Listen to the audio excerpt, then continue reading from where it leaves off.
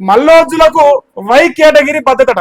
తక్కలపల్లి వాసుదేవరావు కూడా Maoist party హెచ్చరించినందునే ఏర్పాట్లు చేస్తున్న మహారాష్ట్ర ప్రభుత్వం. ఎందుకంటే ఈ మల్లోజులను అదే రకంగా ఆశన్న వీళ్ళిద్దరి పైన మావోయిస్టు పార్టీ జగన్ పేరుతో ఒక లేఖ రాసింది. ఉద్యమ ద్రోహులు అని ఇంకొకటి అదొకటి లొంగిపోయారని. సో ఇప్పుడు వాళ్ళు చంపే ప్రయత్నాలు చేస్తారు అన్నట్టుగా మరి వై కేటగిరీ భద్రత కల్పిస్తారట. ఎందుకంటే ఇన్ కేస్ ఇప్పుడు వీళ్ళని చంపితే నెక్స్ట్ టైం కూడా కేంద్ర కమిటీలో ఉన్న కీలకమైన నాయకులు జనజీవన సేవకులు కలిసిపోతే మళ్ళీ వచ్చి వీళ్ళే మనల్ని చంపుతారు అని ఒక భయపడాలని అలాంటి కార్యాచరణకి ఏమైనా పూనుకుంటారేమో. అంటే ఎట్లా అంటే కన్న తల్లే కాల యముడైనట్టు అనమాట. ఇక్కడ సింపుల్గా చెప్పాలంటే నా భాషలో చెప్తా, కన్న తల్లే కాల యముడైనట్టు. ఏ సిద్ధాంతాన్ని నమ్ముకొని పిల్లల్ని వదిలేసి సర్వస్వం వదిలేసి పండుగ లేదు, పబ్బం లేదు, అమ్మ లేదు, పిల్లలు లేరు, ఎవ్వరు లేకుండా సర్వస్వం దారపోసి అడవులలో ఆ మావోయిజం కోసం బతికిరో ఇవాళ వాళ్ళు ఎదిరిస్తే మీ ప్రాణాలను తీస్తానే కాడికి వార్నింగ్ ఇస్తున్నా. ఈ అంశాన్ని చూస్తుంటే కన్న తల్లే కాల యముడైనట్టు అనిపిస్తాను. వాళ్ళు నమ్మిన సిద్ధాంతం వాళ్ళు కాటేస్తానికి చూస్తుంటే కన్న తల్లి నుంచి భద్రత కల్పించడం కోసం ఇలా ఎవడైతే పగోడు అని చెప్పేసి దేశ ప్రభుత్వం పైన, భారత రాజ్యాంగం పైన, భారత ప్రభుత్వం పైన కట్టలు పెంచుకున్న, కోపం పెంచుకున్న ఈ భారత ప్రభుత్వం ఈరోజు వాళ్ళ రక్షణ కల్పిస్తా ఉంది. సో పగోడు మనోడు పగోడైన రాజకీయాల్లోనే కాదు మరి ఇట్లా మావోయిస్ట్ వ్యవస్థలు ఉన్నాయా? వై కేటగిరీ సెక్యూరిటీ పెట్టాల్సి వచ్చిన దుస్థితి ఎందుకు వచ్చింది? ఇంతమంది లొంగిపోతే ఎవరిని ఎందుకు ఏమనలే అంటే వీళ్ళు కీలక నాయకులు కాబట్టి. వీళ్ళని చంపితే మిగతా వాళ్ళు ఎవరు రాకుండా అడవులలో చచ్చిపోతారు. వాటి తప్పు కాదన్నీ. అది కన్నంక తల్లి భారం అవుతుందని చెప్పేసి, బిడ్డ తనకు దూరం అవుతుందని చెప్పేసి, నా బిడ్డ నా దగ్గరనే ఉండాలి, నాకు దూరంగా పోతే చంపేస్తా అంటే తప్పు కదన్నా. ఎమోషనల్ అవుతాను నేను. సారీ, నేను అది నచ్చలే. ఈ పాయింట్ నాకు అసలు నచ్చలే. సీరియస్గా ఎవరిని మనసు వచ్చుకున్నా నాకేం బేసిస్ చాలు. ఇది తప్పు. ఎందుకంటే వాని శక్తి ఉన్నంత వరకు, వాని ఓపిక ఉన్నంత వరకు, వాని గుండె ధైర్యం ఉన్నంత వరకు, వాని జీవితం మీద ప్రేమ లేనంత వరకు చేసిండు. తన తల్లికి ఎంత సేవ చేయాలో తన నమ్మిన సిద్ధాంతాన్ని అంత సేవ చేసిండు. ఇంకా చాలు అని అనుకున్నాక అట్లా భయభ్రాంతులకు గురి చేయడం అనేది నాకు తెలిసి సమంజసం కాదు అని నేను ఫీల్ అవుతాను. నా అంతరాత్మ చెప్తున్నది. చాలా తప్పు పని. మరి వై కేటగిరీ పద్ధతి ఇవ్వబోతున్నాడు. వై కేటగిరీ పద్ధత మహారాష్ట్ర ప్రభుత్వం కానీ లేదంటే ఛత్తీస్గఢ్ ప్రభుత్వం కూడా ఇస్తుండొచ్చు.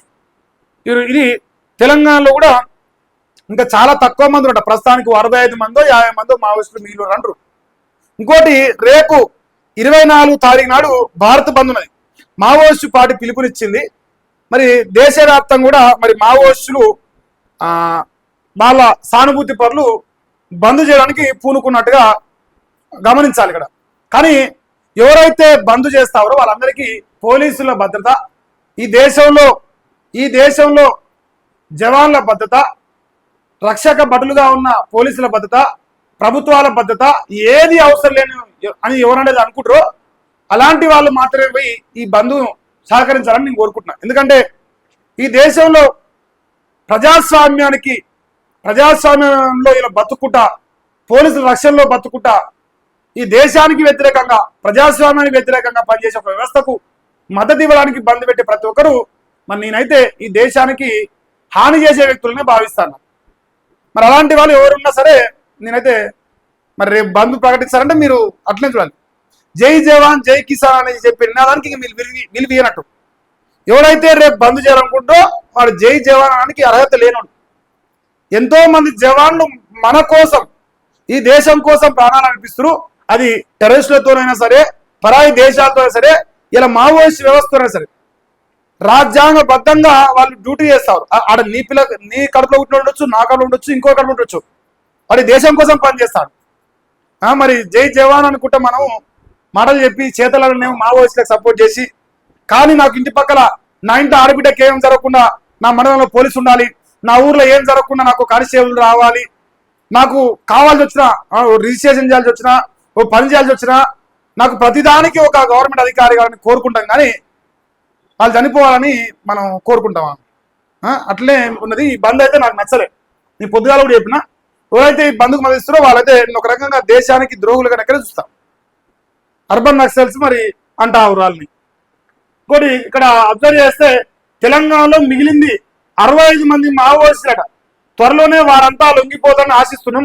వారిపై ఎలాంటి కేసులున్నా కొట్టేస్తాం. నక్సల్స్ కు డీజీపీ శివధర్ రెడ్డి పిలుపునిచ్చింది. సో ప్రమోద్ కుటుంబానికి అండగా ఉంటామని కూడా చెప్తారట. రౌడీ షీటరా చనిపోయిన ఆయన కాడి వీరా సారీ రౌడీ షీటర్ చంపిన వాళ్ళ కుటుంబం. అయితే ఇప్పుడు ఈ రాష్ట్రంలో ఇంకా మిగిలింది 65 మంది అంటనే. మొత్తంగా తెలంగాణ రాష్ట్రం పేరు మీదనే ఓన్లీ 65 మంది మావోయిస్టులు ఇప్పుడు ఉన్నారట దండకారణ్యంలో. ఇంకోటి ఇప్పుడు 3 జిల్లాలనే ఉన్నారట. ఆ 3 జిల్లాలు ఇంకా మరి క్లియర్ కావడానికి ఇంకొక 6 నెలల సమయం ఉంది. 6 నెలలు 5 నెలలు. మరి వీళ్ళు ఇంకా లొంగిపోవడానికి ఏమన్నా అవకాశం ఉంది? ఇంకా ఎక్కువ లొంగిపోతారని భయంతో ఏమన్నా ఈ జగన్ పేరుతో లేక వచ్చినాయా? ఈ బంద్ పేరుతో ఒక డ్రామాలు ఆడుతురా? వీళ్ళని చంపే కుట్రలు చేస్తురా? ఏదనేది ముందులో రావాల్సినది. ఏదైనా మానవ సమాజంలో నమ్మిన వ్యక్తులే మట్టుబెట్టడం అనేది అది చాలా దుర్మార్గం. ఒకవేళ వీళ్ళ పైన మావోయిస్టులు అట్లాంటి చర్యలు తీసుకుంటే మాత్రం ఈ దేశం ఖచ్చితంగా క్షమించదు. ఈ దేశ ప్రజలు కూడా క్షమించారు అనుకుంటున్నా. నేనైతే అట్లనే అనుకుంటున్నా.